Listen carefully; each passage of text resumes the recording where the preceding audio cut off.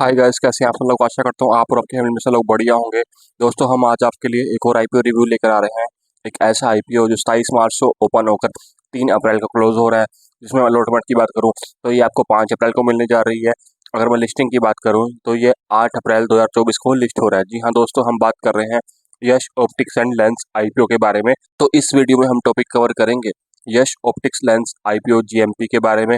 Company करती क्या है, कंपनी के फाइनेंशियल क्या है, कंपनी की स्ट्रेंथ एंड वीकनेस क्या है, और हमें इस आईपीओ में अप्लाई करना चाहिए या नहीं करना चाहिए। तो दोस्तों, ये वीडियो बहुत इंटरेस्टिंग होने वाली है, इसको एंड तक जरूर देखिएगा।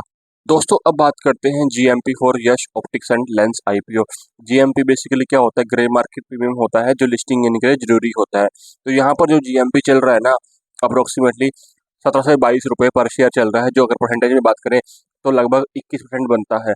तो इस 21% के हिसाब से आपका एस्टिमेट प्रॉफिट जो बनता है 17 इंटू 1600, बिकॉज 1600 का लोट है, तो यहाँ पे लगभग आपको 27,200 रुपये मिनिमम और मैक्सिमम आपको 35,200 रुपये का प्रॉफिट होने के चांसेस हैं। जो हमारा क्राइटेरिया होता है ना, हमारा 20 का क्राइटेरिया होता है जीएमपी अप्लाई करने के लिए।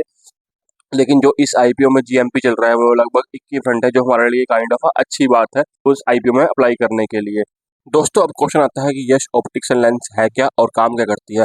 दोस्तों, जो कंपनी है 2010 में बनी थी और ये wide range of vision correction solution provide करती है, जिसमें स्पेक्टिकल्स हो गए या फिर आपके ऑप्टिकल लेंसेज हो गए। ये कंपनी उसकी मैन्युफैक्चरिंग भी करती है, ट्रेडिंग भी करती है, डिस्ट्रीब्यूशन भी करती है और सप्लाई भी करती है। यानी कि ओवरऑल स्पेक्टिकल्स से लेकर ऑप्टिकल लेंसेज तक सारा काम ये खुद ही करती है। ठीक है, इसमें इनके सिंगल विजन लेंसेज भी मिलते हैं, जैसे प्रोग्रेसिव लेंस हो गया, कस्टमाइज लेंसेज वगैरह मिलते हैं।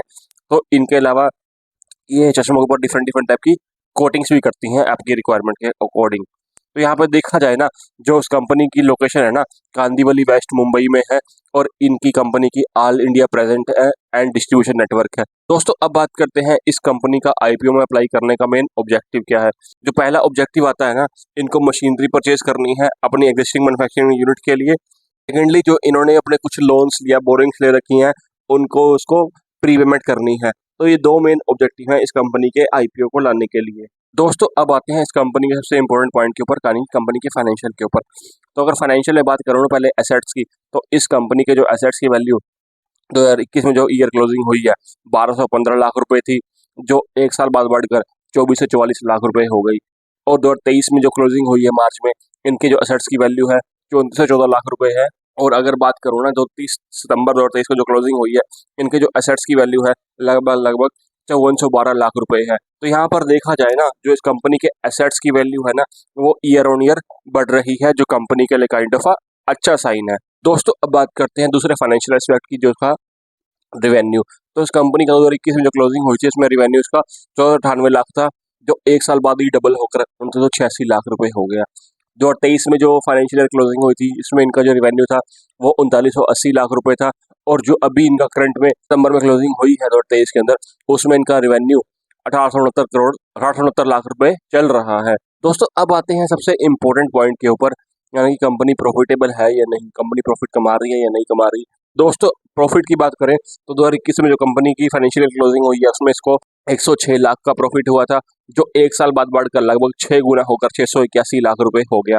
2023 में जो फाइनेंशियल क्लोजिंग हुई है, कंपनी का जो प्रॉफिट है वो 806 लाख रुपए था, जो अभी करंट की डेट में जो सितंबर में क्लोजिंग हुई है 2023 के अंदर, वो 422.52 लाख रुपए चल रहा है। तो यहाँ पर देखा जाए ना, कंपनी के तीनों फाइनेंशियल, रेवेन्यू हो गया, प्रॉफिट्स हो गया और एसेट्स की वैल्यू ईयर ऑन ईयर बढ़ रही है, जो कंपनी के लिए काइंड ऑफ अच्छा साइन है। दोस्तों, अब आते हैं RONW रेशियो के ऊपर, यानी कि रिटर्न ऑन नेटवर्थ। यानी कि आपकी जो कंपनी है पैसा लेकर प्रॉफिट आपको दे पा रही है या नहीं दे पा रही। तो किसी कंपनी की अगर RONW रेशियो 15% से कम मानी जाती है, तो कंपनी की फाइनेंशियल हेल्थ अच्छी नहीं मानी जाती। वहीं दूसरी तरफ अगर कंपनी की RONW रेशियो 20% ज़्यादा हो, तो कंपनी की फाइनेंशियल हेल्थ अच्छी मानी जाती है। तो यहाँ पर जो RONW रेशियो मिल रही है कंपनी की, वो 18% है, जो काइंड ऑफ कंपनी के लिए थोड़ा नेगेटिव पॉइंट है, क्योंकि रेशियो जो है 20% से थोड़ा कम है। दोस्तों, अब आते हैं Yash optics and lens IPO details के बारे में। तो अगर आईपीओ की ओपनिंग एंड क्लोजिंग डेट्स की बात करूं, तो ये आईपीओ 27 मार्च को ओपन हो रहा है और 3 अप्रैल को क्लोज हो रहा है। अगर मैं प्राइस बैंड की बात करूँ ना, तो आपको पर शेयर यहाँ पर 75 से 81 रुपये का पर शेयर मिलने वाला है। अगर मैं लॉट साइज की बात करूँ ना, तो लॉट साइज यहाँ 1600 का है, तो यहाँ पे आपको मिनिमम इन्वेस्टमेंट 1,20,000 से लेकर 1,29,600 रुपये की करनी पड़ेगी। ऑफर डिटेल्स की बात करूँ, यानी कि कंपनी इस आईपीओ से कितना पैसा उठा रही है, तो यश ऑप्टिकल्स एंड लेंस जो है इस आईपीओ से लगभग 53 करोड़ रुपए उठा रही है, जो देखा जाए kind of a fresh issue है 65 लाख शेयर्स का। अगर मैं ओएफएस की बात करूं, यानी कि ऑफर फॉर सेल की बात करूं, तो यहाँ पर कोई ओएफएस नहीं है, यानी कि जो कंपनी के एग्जिस्टिंग इन्वेस्टर है अपना कोई भी शेयर बेचकर नहीं जा रहे इस आईपीओ से। तो अगर मैं यहाँ पे बात करूँ ना प्री इशू शेयर होल्डिंग की, वो 97.45% है, और पोस्ट इशू शेयर होल्डिंग जो है 71.63% है, जो कंपनी के लिए काइंड ऑफ पॉजिटिव साइन है, बिकॉज उनके पास मेजोरिटी शेयर जो 51% होते हैं उससे ज़्यादा के शेयर रहेंगे इनके पास। दोस्तों अब क्वेश्चन ये आता है कि इस आईपीओ में हम अप्लाई करना चाहिए या नहीं करना चाहिए। दोस्तों आपके लिए बहुत सारे मैं फैक्टर लेकर आ रहा हूँ कंसिडरेशन के लिए। पहले मैं बात करता हूँ return on net worth RONW ratio की। तो जो किसी भी आईपीओ में अप्लाई करने से पहले ना RONW रेशियो जो कंपनी की होती है 15 से 20% के बीच में एवरेज होता है, लेकिन जो इस आईपीओ में कंपनी का RONW रेशियो ना वो 18% है, जो कंपनी के लिए काइंड ऑफ अच्छा साइन है। दोस्तों सेकंड पॉइंट पे आते हैं GMP यानी कि ग्रे मार्केट प्रीमियम।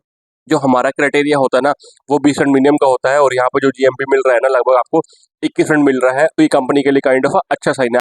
दोस्तों अब बात करते हैं Yash optics and lens IPO के बारे में, और उसका क्या कंपटीशन है कंपैरिजन के बारे में। अगर हम यश ऑप्टिक्स एंड लेंस को इसके जो पीयर हैं कंपटीटर बेसिकली जेकेबी से कंपेयर करें ना, तो बेसिकली जो यश ऑप्टिक्स एंड लेंस है ना स्ट्रॉन्गर पोजीशन में है, बिकॉज जीकेबी ऑप्थेल्मिक का जो अर्निंग पर शेयर है ना EPS रेशियो है ना वो नेगेटिव में है, और प्राइस टू अर्निंग रेशियो जो है वो भी नेगेटिव है, ठीक है। लेकिन अगर दूसरी तरफ अगर बात करूँ ना मैं यहाँ पे यश ऑप्टिक्स की, तो यहाँ पे इनका जो EPS है ना वो पॉजिटिव है। अगर earning per share basically company का पॉजिटिव है ना, तो इसका मतलब क्या है, कंपनी जो है ना प्रॉफिट बना रही है, जो kind of a positive sign है इन्वेस्टर्स के लिए किसी भी आईपीओ अप्लाई करने के लिए। दोस्तों अगर यहाँ पे ओवरऑल देखा जाए ना तो कंपनी के लिए पॉजिटिव भी है नेगेटिव भी है, तो आपको इस आईपीओ में अप्लाई करना चाहिए या नहीं करना चाहिए, आपको दो तीन चीज़ों का ध्यान रखना पड़ेगा। सबसे पहले आता है कि आईपीओ कितने परसेंट सब्सक्राइब चल रहा है, ठीक है। सेकंड आता है GMP यानी कि ग्रे मार्केट पीएम कितना चल रहा है। थर्ड जो आता है ना, आपको अपने फाइनेंशियल एडवाइजर से एडवाइस लेके ही कहीं भी इन्वेस्ट करना है। दोस्तों आज की वीडियो में इतना ही। अगर आपको हमारा कंटेंट पसंद आया तो आप लाइक कीजिए, शेयर कीजिए एंड बहुत ज़्यादा सब्सक्राइब कीजिए। मिलते हैं आपसे नेक्स्ट वीडियो के अंदर, तब तक के लिए बाय बाय।